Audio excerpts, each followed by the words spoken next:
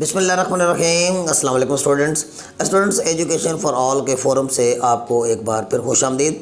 Dear students, हम 8B part 1 या BA part 1 का इंग्लिश कंपलसरी का जो पेपर है उसकी जो एक इम्पॉर्टेंट पोएम है, पोएम नंबर 2 तातारी, हम उसको डिस्कस करेंगे।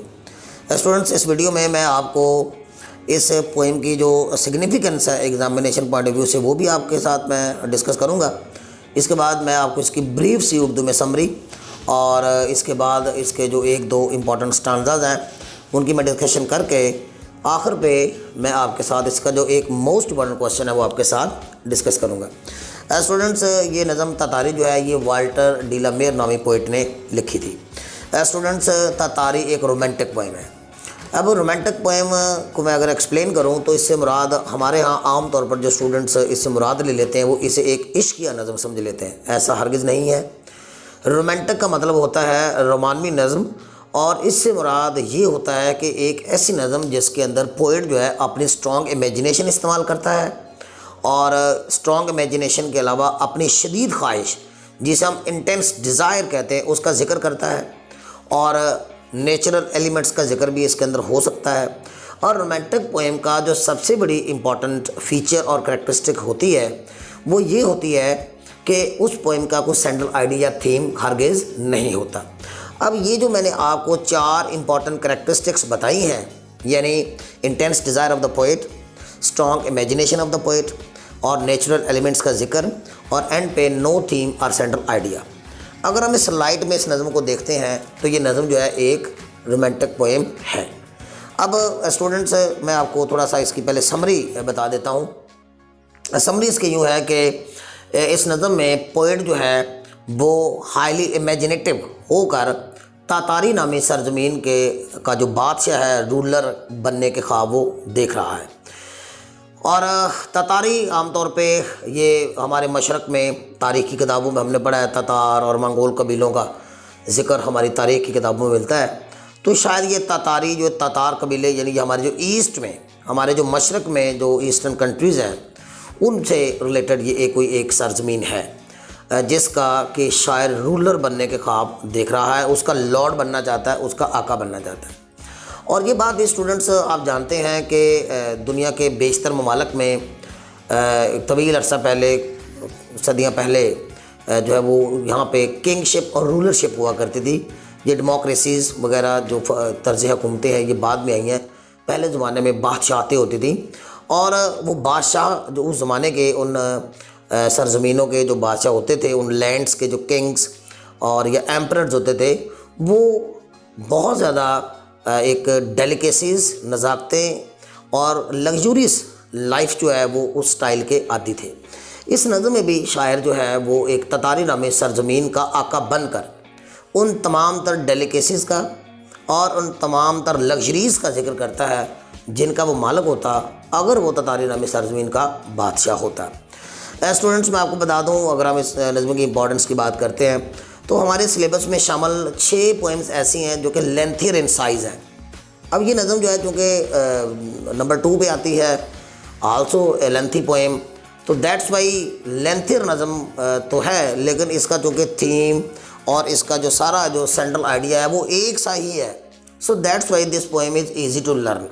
और जहाँ तक इसके रेफरेंस और कॉन्टेक्स्ट की बात की जाती है, so this poem is easier to recognise, यानी स्टूडेंट्स को रेफरेंस टू द कॉन्टेक्स्ट का सवाल अटैम्प्ट करते हुए इस नज़म को पहचानना बड़ा आसान होता है, क्योंकि इस नज़म के हर स्टांजे की शुरुआत जो है वो if I were the lord of Tartary से होता है, और इसके अलावा जो ड्रीम्स और डिज़ायर्स है पोइट के वो हर स्टांजे के अंदर मौजूद है।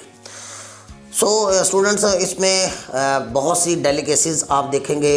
एक यहाँ पे आप सबसे पहले जो पोइट का जो रॉयल बेड है वो उसका जिक्र करता है कि अगर वो तातारी नामी सरजमीन का बादशाह होता तो उसका रॉयल बेड यानी उसका शाही बिस्तर किस तरह का होता, खालिस कुंदन सोने का उसका तख्त होता, और उसका जो रॉयल बेड है वो हाथी के दांतों का यानी the tusk of the elephant उसे उसका मटीरियल यूज़ करके बनाया जाता।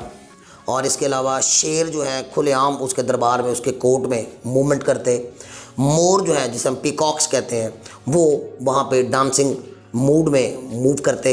मछलियों का जिक्र करता है और शाही तालाबों का जिक्र करता है। इसके अलावा शायर जो है वो ततारी के फलों का जिक्र करता है, और तो और बादशाह अगर वो होता ततारी नामी सरजमीन का, तो वो ये ख्वाहिश करता है कि उसकी आमद पे और उसकी रवानगी के मौका पर आलाते मौसीकी बजाए जाते, रात के वक्त जो है चिराग रोशन कर दिए जाते और म्यूज़िकल इंस्ट्रूमेंट जो है उसका इस्तेमाल किया जाता। इसके अलावा हम ये भी देखते हैं कि राइटर ने, पोइट ने एक और जाके एक और बहुत अनोखा सा इमेज इस्तेमाल किया है कि अगर वो ततारी नामी सरजमीन का बादशाह होता तो 7 ज़ीब्रास यानी 7 ज़ीब्रे जो है उसकी बग्गी को ड्राइव करते, खींचते, और वो ततारी की वादियों में दौरान सफ़र जो है वो वहाँ पे लुत्फ़अंदोज़ होता। इसके अलावा ये जितनी भी गर्ज, ये जितनी भी नज़म है पूरी की पूरी जो है is a full of the dreams and the desires of the poet. अब स्टूडेंट्स अगर हम इसके इम्पॉर्टेंट क्वेश्चन की बात करते हैं तो इसका जो मोस्ट इम्पॉर्टेंट क्वेश्चन है वो एक तो यही है कि ततारी इज़ अ रोमांटिक पोइम, कि ततारी एक रोमांटिक नज़म है। और वीडियो के पहले पोर्शन में मैंने आपको एक रोमांटिक पोइम के जो इम्पॉर्टेंट फीचर्स होते हैं, इम्पॉर्टेंट कैरेक्टरिस्टिक्स होती हैं, वो मैंने आपके साथ डिस्कस की हैं। और वो डेफिनेशन जो मैंने आपके साथ शेयर की है, अगर हम इस नज़म के ऊपर उसको अप्लाई करें तो हम ये समझ सकते हैं कि ये नज़म जो है ततारी पोइम जो है एक रोमांटिक पोइम है।